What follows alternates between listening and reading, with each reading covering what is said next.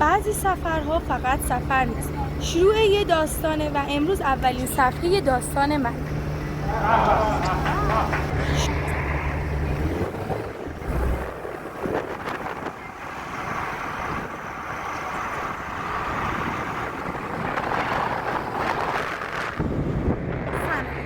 من فاتی هستم و این اولین ویدیو کانال من.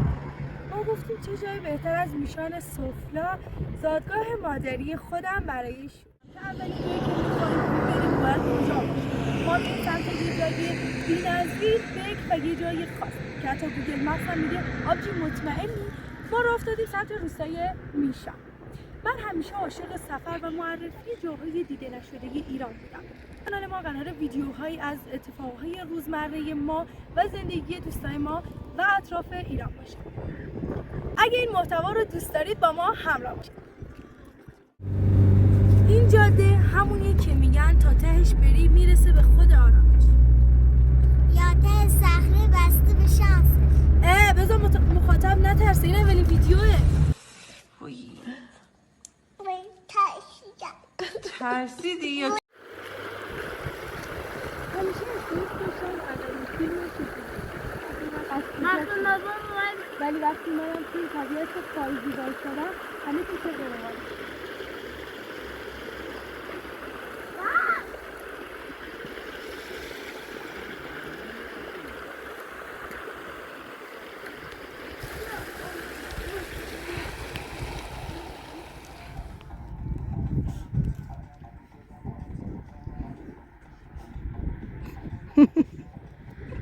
چیزی که اینجا خیلی تو چشمه سادگی هست.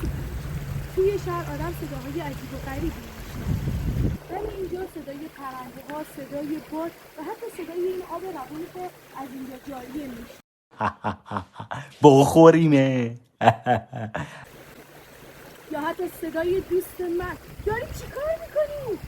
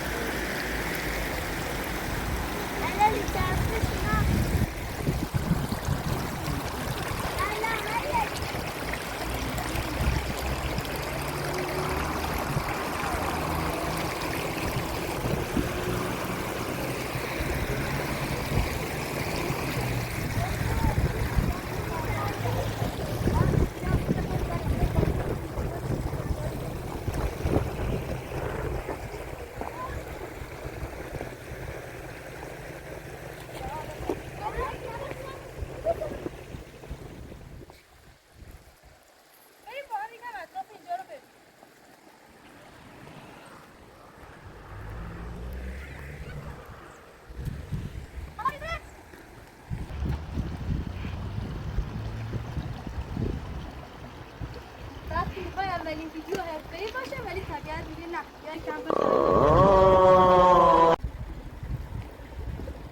این کوهی که شما دارید می‌بینید این چشمه داره از روی این کوه هست که واقعا یه شگفتی هیجان انگیزه. آخه چطور این آب از روی این کوه به بزرگی شکفته روی سر.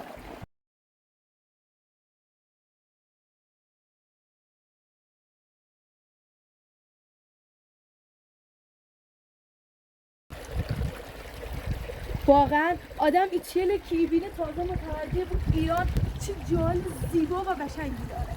ما باید هر روز خدا به خاطر همچین چیزایی خدا رو شکر کنیم. با ما همراه بودیم تا ادامه این فیلم از جاهای شگفتی باحال‌تری ببینیم. یکی دیگه به این دیدن می‌گله روستای میشون که آدم جذب بشه که درختان باغبانانه. از کهنسال‌ترین درختان این منطقه شناخته. یکی دیگه از این درخت که حتی بیشتر از 350 سال قدمت داره و از پرسال‌ترین درختان میشان شناخته شده این درخت.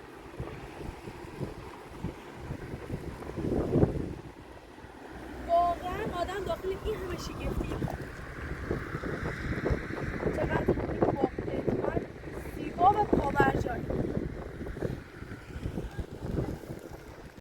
خب این اولین تجربه. جاهای زیادی هست که باید با هم بریم و کشف کنیم. اگه ما رو دوست داشتید سابسکرایب کنید، نظر بدید که سفر بعدی رو کجا.